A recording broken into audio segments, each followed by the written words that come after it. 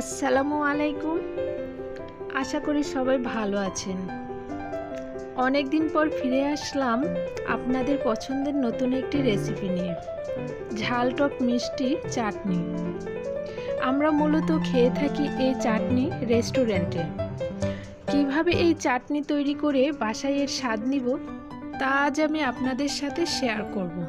চলুন তাহলে দেখে নিই। যাওয়ার আগে একটি কথা বলবো, যারা আমার চ্যানেলটি এখনও সাবস্ক্রাইব করেননি সাবস্ক্রাইব করবেন, আর যারা করেছেন তাদেরকে অসংখ্য ধন্যবাদ।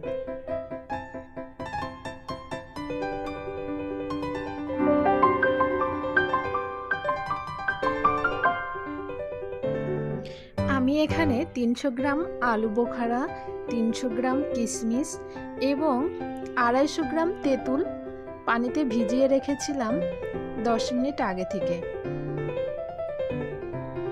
এটাকে এখন আমি চুলায় দিয়ে দিলাম। এখন আমি আর একটু পানি দিয়ে দিব। আমি এখানে 1.5 লিটার পানি দিয়ে দিচ্ছি। বলক আসা পর্যন্ত অপেক্ষা করতে হবে।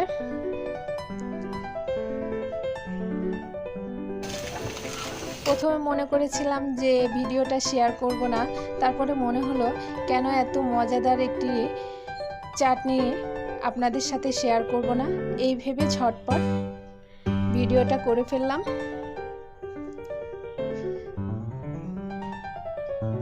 এটা আমরা সাধারণত বাসা বাড়িতে খুবই কম বানাই, কারণ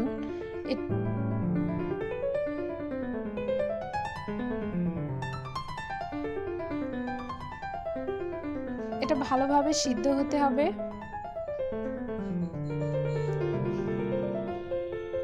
এটা সিদ্ধ হতে হতে আমরা চলুন দেখে আসি আলু বোখারা। ঠিক খেজুরের মতো দেখতে, মাঝখানে একটি শক্ত বিচি আছে।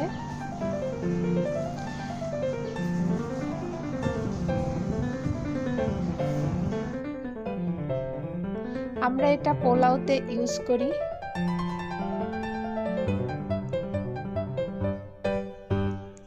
কিশমিশ তো সবার বাসাতেই থাকে, কিশমিশ আর দেখালাম না। তেঁতুলও তো সবাই চিনেন। এখন আমি এখানে 15-20টা শুকনা মরিচ কেটে দিয়ে দিচ্ছি।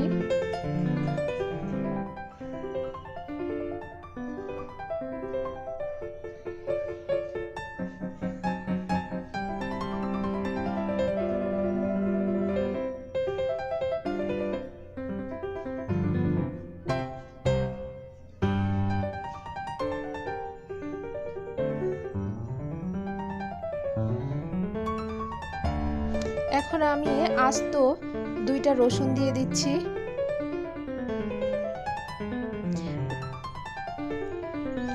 ইন্ডিয়ান কিংবা দেশি রসুনও এখানে ইউজ করা যাবে, যার যেটা ইচ্ছা সে সেটা ইউজ করবেন।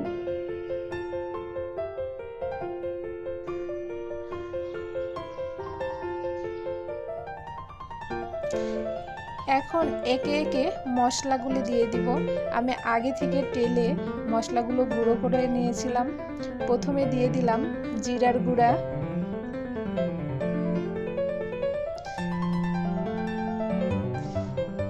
এবার দিয়ে দিচ্ছি পাঁচফোড়ন গুঁড়া,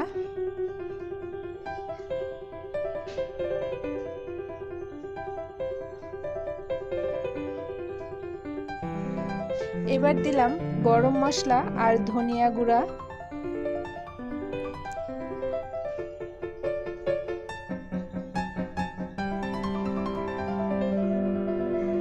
পানি শুকিয়ে ঘন হয়ে এসেছে।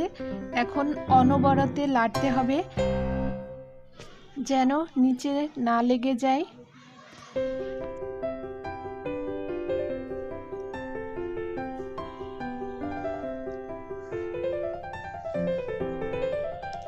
চিনি আমরা খুবই সামান্য দিব। আমি এখানে 1 কাপ চিনি দিয়ে দিলাম, কারণ কিশমিশ তো মিষ্টি,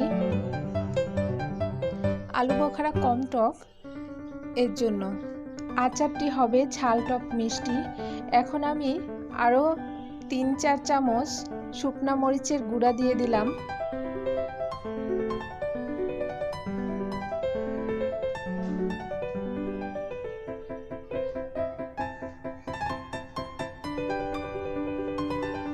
লবণ পরিমাণ মতো,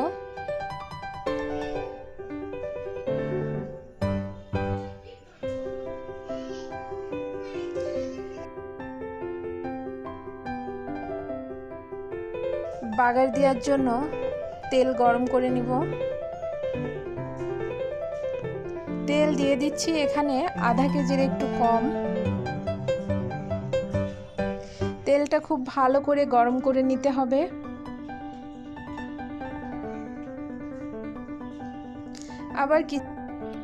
আবারও কিছু শুকনা মরিচ দিয়ে দিচ্ছি তেলের উপরে।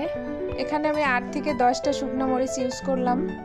2টা তেজপাতা চিড়ে দিয়েছি এবং আস্ত পাঁচফোড়ন দিয়ে দিলাম 2 চা চামচ।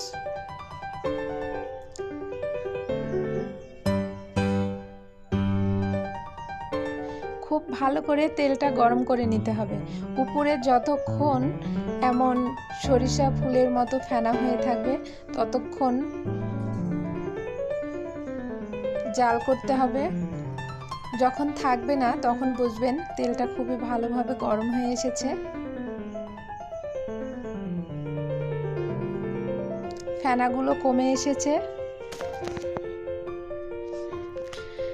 এখন আমি বাগার দিয়ে দেব।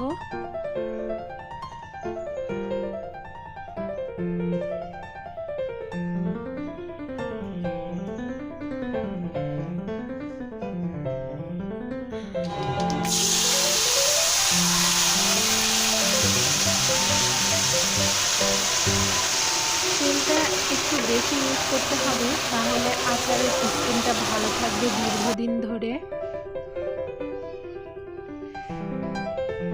আচার মানেই তেল, তেল ছাড়া আচার হবে না।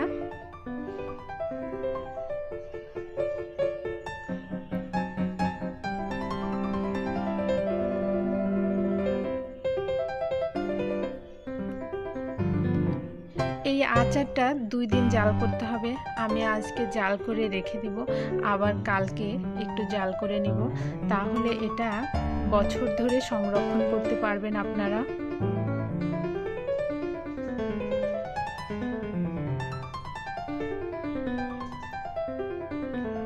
আপনারা একবারে তেল দিয়ে যদি দেখেন কম পড়ে গেছে তেল, তখন আলাদাভাবে আবার তেল গরম করে দিতে পারেন। উপরে তেল ভেসে এসেছে, এখন আমি চুলাটা বন্ধ করে দিলাম। আজকের মতো এভাবেই রেখে দিব, আমি আবার কালকে জাল করব। ফিরে আসলাম পরের দিন। জাল করে নেব 20 মিনিট ধরে।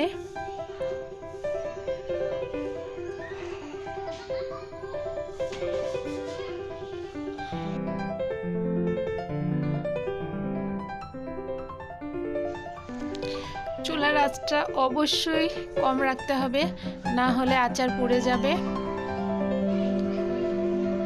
আস্তে আস্তে যখন আচারের উপরে তেল ভেসে আসবে তখন আমরা চুলাটা বন্ধ করে দেব। এখন এই আচারটা পরিবেশনের জন্য সম্পূর্ণ রেডি।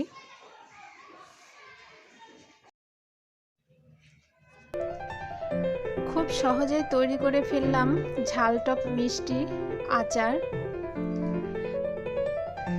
ছোট বড় সকলে খেতে খুবই পছন্দ করবে। যে সকল বাচ্চারা ভাত খেতে চায় না তাদের ভাতের সঙ্গে একটু আচার দিয়ে দিবেন, দেখবেন খেতে খুবই পছন্দ করছে। আমার এই রেসিপিটা আপনাদের যদি ভালো লাগে অবশ্যই ট্রাই করবেন। লাইক শেয়ার কমেন্ট করে আমার পাশে থাকবেন।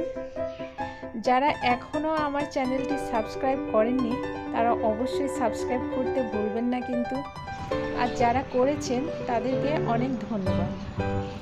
আবারও নতুন কোনো রেসিপি নিয়ে আপনাদের সাথে দেখা হবে। সে পর্যন্ত সবাই ভালো থাকবেন, সুস্থ থাকবেন। আল্লাহ হাফেজ।